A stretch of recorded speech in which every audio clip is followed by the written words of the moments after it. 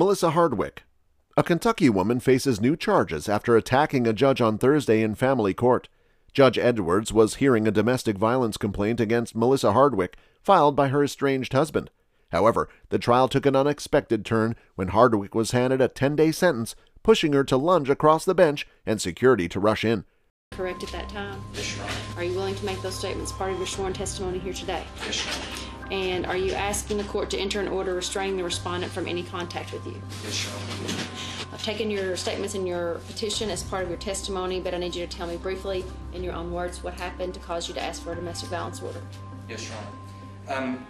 Things have been escalating, I guess, since the first of the year, and Melissa's had a couple MIWs and a couple arrests, and she got out of jail in, I guess, April, and she started, we hadn't really had anything personal up until that point. She got out of jail in April, and she started... My personal life is No. your business, John. It has nothing to do with Miss your Hardwick? boys.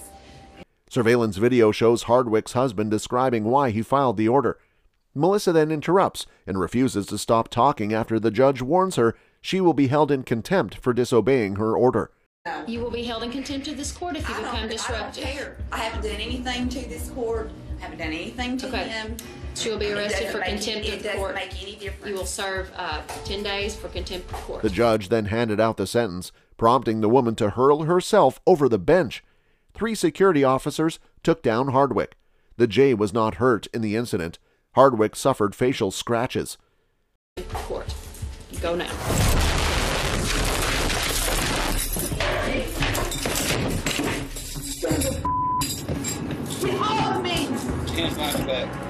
The court security officer, who helped to restrain the woman, said he had only seen such an incident occur in training. Melissa was sentenced to 120 days in prison for contempt of court for the incident. Judge Edwards ruled that the domestic violence order filed by Hardwick's husband would remain after the incident. She faces charges of third-degree terroristic threatening, intimidating a participant in the legal process, and resisting arrest.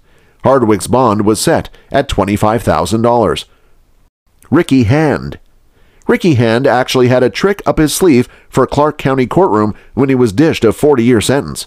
Ricky was being sentenced for his connection in a string of armed robberies, about 30 in total, that he attributed to past drug use.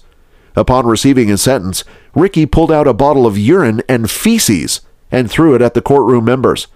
Hand pleaded guilty to the crimes, hoping to receive a lesser sentence and help for his drug problems. Did you just give me 40 years?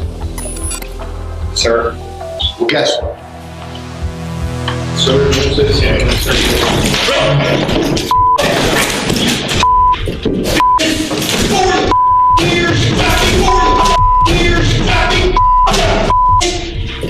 You can't play Jesus and God! 40 is a death sentence, man!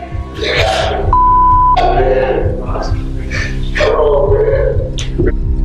He only faced charges for 7 of the 30 alleged robberies. However, that was enough to get him around 40 years in prison. The officials later stated that Ricky had hidden pill bottles filled with feces and urine in his arm sling, and within seconds of the outburst, courtroom officials were able to restrain Hand. Clark County Sheriff Gene Kelly said that the convict had committed at least 30 robberies and was out on parole before committing his latest crime. Also, the sheriff's office is now investigating the courtroom incident. Adam Satterly. Kentucky Judge Olu Stevens, the African-American jurist, known last year for his dismissal of all-white juries, recently sentenced a man to 60 days in jail for uttering a racial slur after a hearing. Adam Satterly appeared before Judge Stevens in a January 4th hearing during which Stevens revoked his bond on drug charges.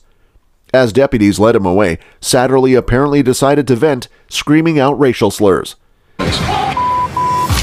Stevens ordered sheriff's deputies to bring Satterly, who is white, back in a few minutes after the outburst and asked him, "Is there something that you wish to say to me?"